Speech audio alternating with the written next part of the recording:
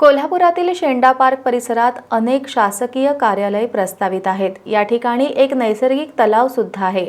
हा तलाव न बुजवता त्याचं संवर्धन करण्यात यावं अशी मागणी विविध सामाजिक संघटनांनी केली आहे। महात्मा फुले कृषी विद्यापीठातील अधिकाऱ्यांना या मागणीचं निवेदन देण्यात आलं। जरगनगरच्या बाजूला गेल्या अनेक वर्षांपासून अस्तित्वात असलेला एक जुना जलस्रोत तलाव आहे। हा जलस्रोत परिसराच्या जैवविविधता आणि नैसर्गिक अधिवासाच्या दृष्टीनं महत्त्वाचा आहे।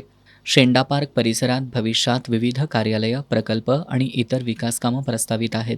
अशा परिस्थितीत उपलब्ध असलेल्या या जुन्या जलस्रोताचं संवर्धन आणि पुनरुज्जीवन शिवाजी विद्यापीठात असलेल्या तलावांच्या धर्तीवर करावं अशी मागणी youth foundation, world for nature, Parikhpul नूतनीकरण समिती, रामेश्वर पत्की फाउंडेशन या संघटनांनी केली आहे। शेंडा पार्कमधील जी काही भविष्यातील जी बांधकामे असतील किंवा भविष्यातील जो विकास असेल तर त्या अनुषंगाने या तलावाचं अस्तित्व टिकून राहावं आणि इथली जैवविविधता अबाधित राहावी हा आमचा उद्देश आहे आणि आम्ही अशी मागणी वरील अधिकाऱ्यांच्याकडे केलेली आहे।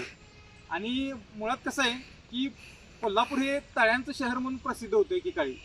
आज आपण बघायला गेलो तर पाण्याचे स्रोत अक्षरशः हाताच्या बोटावर मोजण्या इतके पण राहिले नाहीत। तर नॅचरल नैसर्गिक पद्धतीने जर हा तलाव तयार झाला तर हे राखण्याचं आणि याचं जपण्याचं काम हे पूर्ण कोल्हापूरकरांचं आहे। आणि मला वाटतं की आम्हा सर्वांनाच वाटतं की ह्या तलावाचं अस्तित्व असंच राहू दे, जेणेकरून आपण भविष्यात जर इथे झाडं लावणार असो किंवा भविष्यात इथं जर काही बांधकाम झालं, संस्था आल्या तर त्यांना हा तलाव नक्कीच उपयुक्त ठरेल। महात्मा फुले कृषी विद्यापीठातील अधिकाऱ्यांना या मागणीचं निवेदन देण्यात आलं।